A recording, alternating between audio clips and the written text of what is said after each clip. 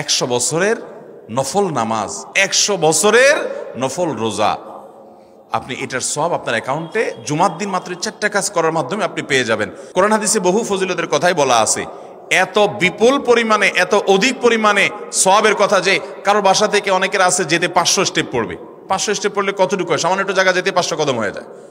অনেকের বাসা থেকে যদি 500 কদম পড়ে 300 কদম হয়, তো সে এই 500 বছর নফল নামাজ, নফল রোজা, রাত ভর দিন ভর করার সওয়াব, কন্টিনিউয়াসলি করার সওয়াব মাত্র এই মসজিদে গেল আসলো, এই 4টা শর্ত পূরণ করে সেটা সওয়াবটা পেতে পারে।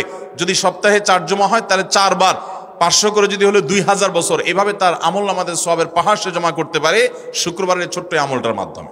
1 নম্বর গেছে বেশি বেশি দুরূদ পাঠ করা, 2 নম্বর হলো জুমার দিনে ফজর নামাজ জামাতের সাথে পুরুষরা পড়া, 3 নম্বর হলো সূরা কাহাফ পড়া, তেলাওয়াত করা, আর 4 নম্বর হলো এই 4 শর্ত পূরণ করে মসজিদে আগে আগে গিয়ে সুন্দর করে